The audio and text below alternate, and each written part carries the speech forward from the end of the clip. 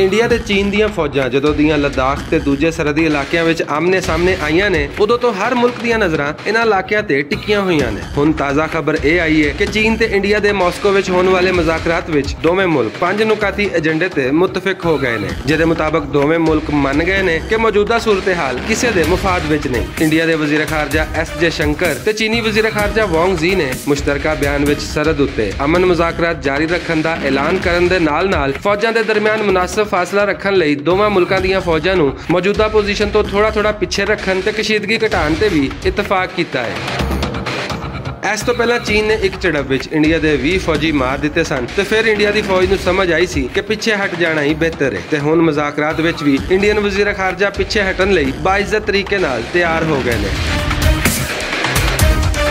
ਜੰਗੀ ਹਿਕਮਤ ਅਮਲੀ ਦੇ ਮਾਹਿਰੀਨ ਦਾ ਆਖਣਾ ਹੈ ਕਿ ਸਰਦੀਆਂ ਵਿੱਚ ਚੀਨ ਤੇ ਇੰਡੀਆ ਦੀ ਲੜਾਈ ਹੋ ਸਕਦੀ ਹੈ ਤੇ ਇਸ ਲੜਾਈ ਵਾਸਤੇ ਚੀਨ ਪੂਰੀ ਤਰ੍ਹਾਂ ਤਿਆਰ ਹੈ, ਪਰ ਇੰਡੀਆ ਦਾ ਹਾਲ ਇਹ ਵੇ ਕਿ ਨੇੜੇ ਆਈ ਜੰਜ ਤੇ ਵਿੰਨੋ ਕੁੜੀ ਦੇ ਕੰਨ, ਯਾਨੀ ਸਰਦੀਆਂ ਵਿੱਚ ਮੁਤਵੱਕਾ ਜੰਗ ਲਈ ਇੰਡੀਆ ਦੀ ਕੋਈ ਤਿਆਰੀ ਨਹੀਂ ਤੇ ਸਰਕਾਰੀ ਚੀਨੀ ਮੀਡੀਆ ਦੇ ਮੁਤਾਬਕ ਜੇ ਸਰਦੀਆਂ ਵਿੱਚ ਜੰਗ ਹੋਈ ਤੇ ਫਿਰ ਇੰਡੀਆ ਨੂੰ 1962 ਨਾਲੋਂ ਵੀ ਜ਼ਿਆਦਾ ਮਾਰ ਪਵੇਗੀ ਤੇ ਉਦੋਂ ਅਸਲ ਇਮਤਿਹਾਨ ਝੂਠੀਆਂ ਖਬਰਾਂ ਉੱਤੇ ਬਗਲਾਂ ਵਜਾਉਣ ਵਾਲੇ ਇੰਡੀਅਨ ਮੀਡੀਆ ਦਾ ਹੋਵੇਗਾ ਕਿ ਆਪਣੀ ਹਾਰ ਨੂੰ ਜਿੱਤ ਕਿਵੇਂ ਬਣਾਉਣਾ ਹੈ।